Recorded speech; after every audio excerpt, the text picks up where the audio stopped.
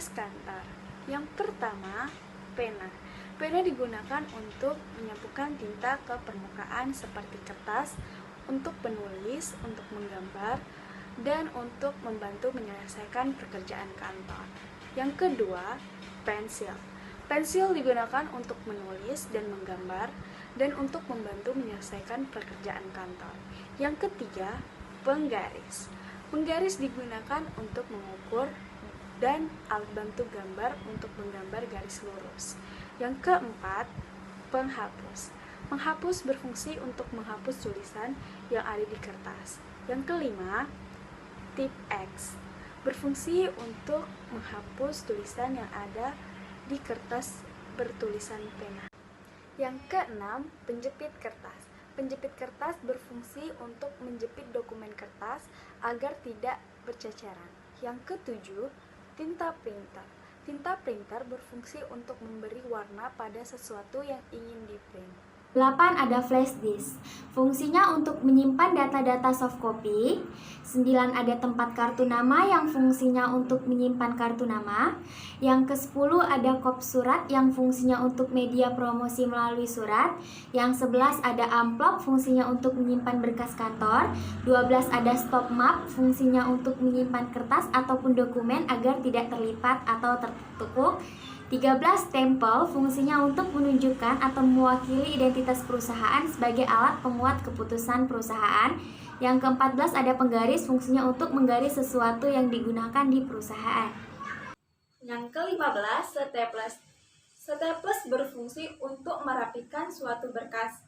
Yang ke-16 gunting. Berfungsi untuk menggunting kertas. Yang ke-17 perforator. Berfungsi untuk melubangi suatu kertas atau dokumen. Yang ke-18, pelekat. Berfungsi untuk merekatkan suatu barang atau hal-hal keperluan kantor.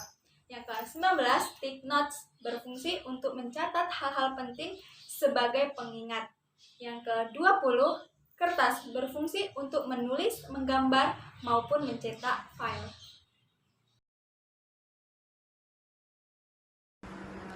Macam-macam perabotan kantor. Yang pertama, lemari. Lemari berfungsi sebagai tempat penyimpan berkas atau file penting kantor agar tidak rusak ataupun hilang. Yang kedua, kursi kantor. Kursi kantor berfungsi apabila ada tamu kantor yang datang, maka tamu akan dipersilahkan duduk di kursi. Kursi kantor juga berguna untuk tempat duduk karyawan dalam pengerjaan tugas harian. Yang ketiga, mesin tik atau typewriter.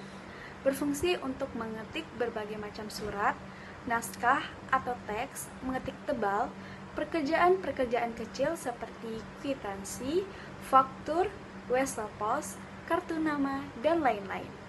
Kemudian yang keempat ada flash mill atau telekopier. Fungsinya sebagai alat pengirim dokumen atau gambar dari suatu tempat ke tempat lain dengan menggunakan saluran telepon.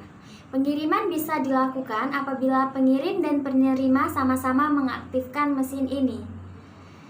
5. Ada card deck atau card index kabinet. Fungsinya untuk menyimpan kartu indeks dengan menggunakan laci-laci yang dapat ditarik keluar memanjang. Yang keenam ada laci kartu. Fungsinya adalah untuk menyimpan, biasanya digunakan laci-laci kecil untuk kartu karena di kantor banyak kartu nama yang diberikan oleh orang-orang yang bekerja sama dengan perusahaan. Yang ketujuh, mesin penghitung uang. Berfungsi untuk menghitung uang di kantor maupun di bank. Yang kedelapan, berangkas. Berfungsi untuk menyimpan dokumen rahasia atau untuk penyimpanan uang sementara di kantor. Yang kesembilan, mikrofilm.